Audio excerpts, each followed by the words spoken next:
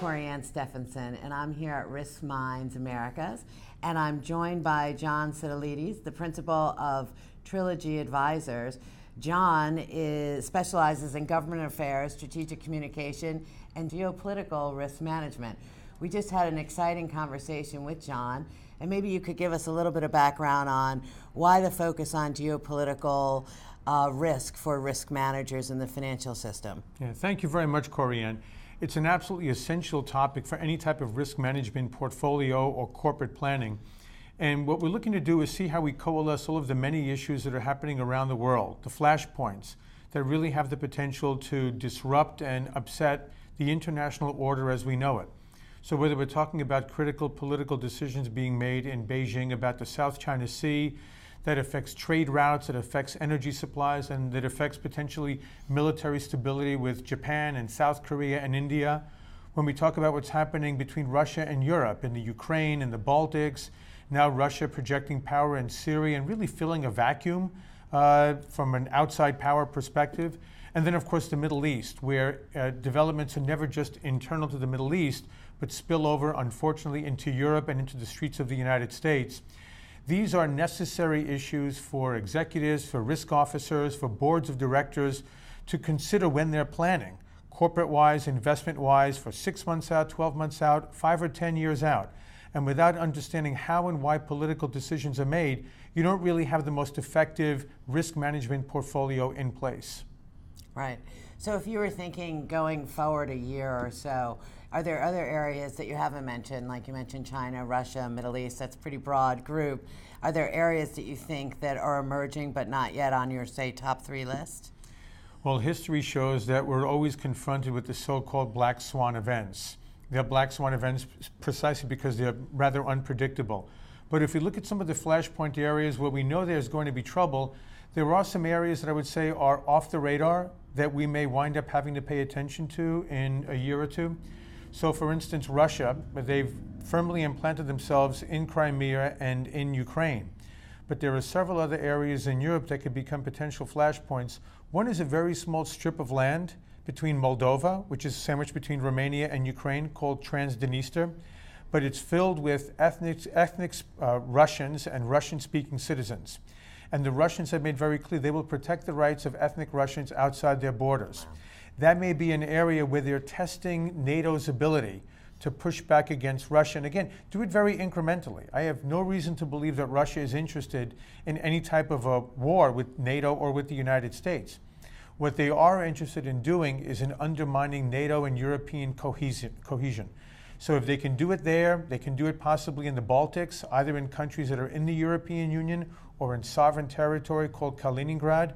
So that may become a black swan area for us in the near future as well.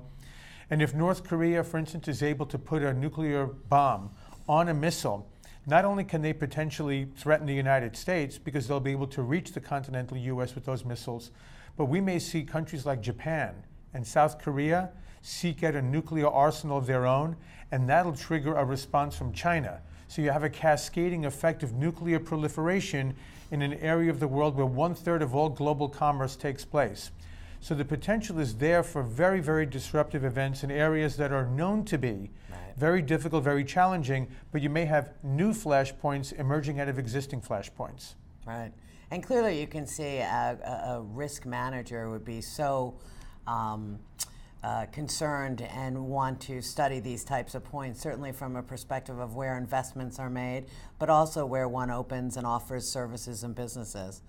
Absolutely. First of all, we have to keep in mind that 90% of all global commerce takes place on shipping containers. So we have an absolute obligation to work with our allies and to deter foes who might look to block those shipping lanes and disrupt global commerce and supply chains. So we have a very vested interest there in working with our allies, trying to steer our foes away from those kinds of scenarios that can cause, well, not just tensions, but those can escalate into conflicts. Those are completely unpredictable, both in terms of how they start and in terms of how they end. Right. And so that becomes very, very disruptive, not only to the established shipping lanes and supply chains that we talk about, but think about what it does to currency exchanges, to financial markets. And thinking back to what happened in 07, 08, 09, I don't think anyone in the West or anywhere in the world really wants to see that kind of a return to crisis anytime soon. Right. Well, I guess it would be hard not to talk about geopolitical risk and not talk about the U.S. election in coming up in less than 50 days. Maybe you could give your perspective on that.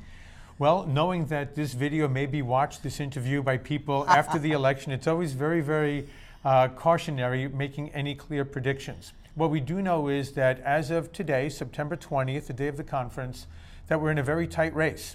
And we see that Hillary Clinton is still in the lead. And she's had the lead essentially since we began polling on the 2016 presidential election. But Donald Trump seems to have rebounded considerably since mid-August, and Hillary Clinton has been having a number of challenges. Again, going forward, we have no idea whether those challenges will have continued or whether she'll have overcome them and Trump begins to move back. But what I think happens, no matter what the outcome of the election, is we've seen the United States demographic in a very different light with this election.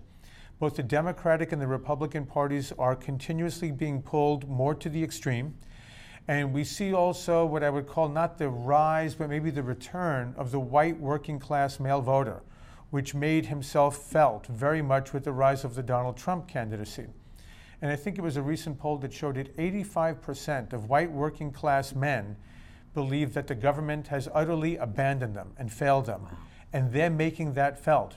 But then we have that balanced out by which way college women go, whether they will continue to come out, say, for a Republican candidate as they have in the past, or are they so repelled by many of Donald Trump's statements and positions that they'll either sit out the election or wind up voting for Hillary Clinton.